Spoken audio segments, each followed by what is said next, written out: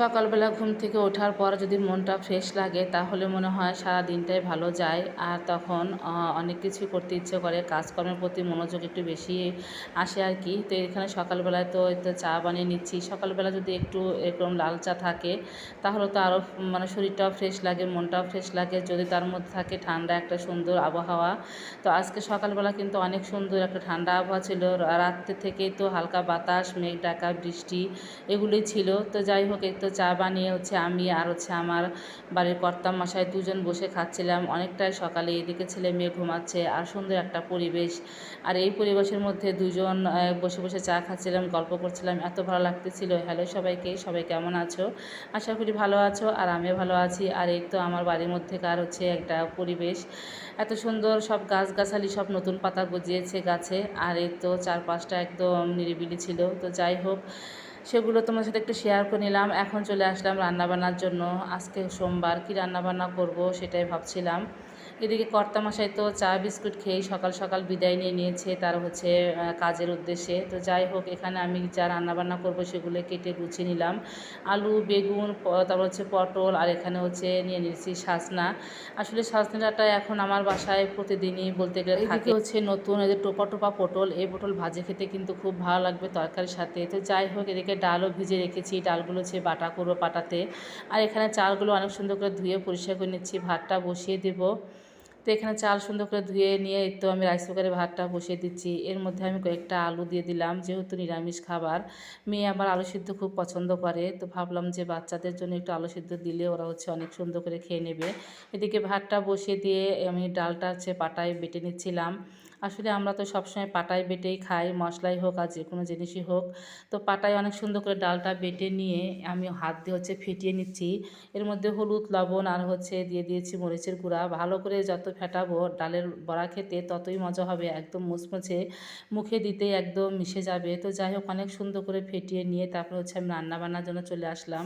এখানে কয়েকটা আমি গোলা রুটি ভাজি করে নিচ্ছি। আসলে শাশুড়ি মা বলতেছিল তার নাকি গোলা রুটি খেতে ইচ্ছে করছে, তাই চিনি দিয়ে মিষ্টি মিষ্টি করে ভাজি করে নিচ্ছিলাম। তো এই গোলা রুটি খেতে তোমরা কে কে পছন্দ করো? আমার বাসায় ছোটো বড়ো সবাই পছন্দ করে মিষ্টি মিষ্টি, তার মধ্যে শাশুড়ি মা বেশি পছন্দ করে। তো যাই হোক, 3-4টা গোলা রুটি ভাজি করে নিয়ে এখন আমি তো পটলগুলো ভাজি করে নেব।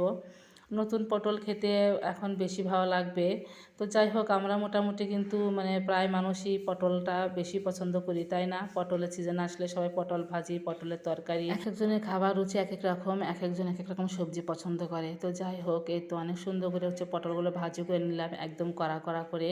আর এরকম কড়া পটল ভাজি খেতে কিন্তু খুব ভালো লাগে, যে কোনো তরকারির সাথে হোক না কেন। তো পটলটা করে নিয়ে আমি তো বড়াগুলো ভাজি করে নিচ্ছিলাম। আজকে আমি বেশি একটা বড়া ভাজি করব না, অল্প করে বড়া ভাজি করব। যেহেতু আমি অল্প পরিমাণে তরকারি রান্না করব, তাই একটু বড়াটাও কম ভাজি করে নেব, আর কিছুটা ডাল বাটা রেখে দেব। তো যাই হোক, এই তো অনেক সুন্দর করে গুছিয়ে বড়াগুলো ভাজি করে নিচ্ছিলাম। আর বড়া ভাজিগুলো এত মজা মানে হয়েছিল খেতে, একদম ভাজার থেকে তো মেয়ে খাওয়া শুরু করেছিল। তো যাই হোক, বড়া ভাজিগুলো একদম কড়া কড়া করে ভাজি করে নিয়ে নামালাম।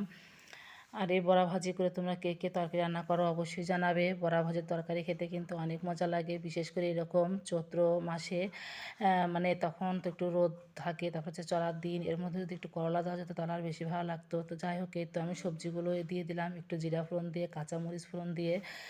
তো যাই হোক, সবজিগুলো কিছুক্ষণ লবণ হলুদ দিয়ে ভাজি ভাজি করে নেব। সজনে ডাঁটাগুলো খুবই বাড়তি ছিল, একদম মোটা মোটা সাইজে। তো যাই হোক, বাড়তি সজনে ডাঁটা খেতে কিন্তু খুব একটা মজা লাগে না, এর মধ্যে একদম বিচি হয়ে যায়। তো যাই হোক, যেহেতু নিয়ে আসছে, খাওয়া তো লাগবে, নষ্ট তো করা যাবে না। আর সজনে ডাঁটার তরকারি আমি যেভাবে রান্না করি না কেন, খেতে সেভাবে খুব মজা লাগে। কেমন জানি সজনে ডাঁটা আমার কাছে বেশি ভালো লাগে, শুধু আমার কাছে না, আমার মনে হয় প্রত্যেকটি মানুষই সজনে ডাঁটা খুব পছন্দ করেন। আর সজনে ডাঁটার মধ্যে কিন্তু প্রচুর ভিটামিন আছে অনেক রকমের। তো যাই হোক, এদিকে এতে বড়াগুলো ভাজি করে রেখেছি।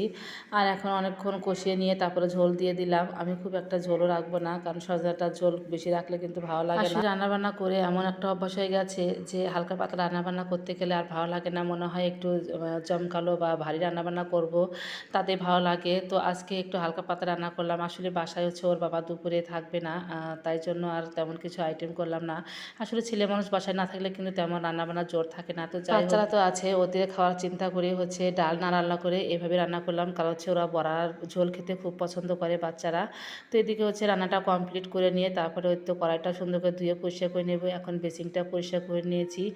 তারপর হচ্ছে এদিকে চুলাটা পরিষ্কার করে নিয়ে আমি দুধ বসিয়ে দিয়েছি। যেহেতু নিরামিষ খাবারে যদি একটু দুধ থাকে তাহলে কিন্তু বেশ ভালো লাগে, বিশেষ করে রাত্রিবেলা।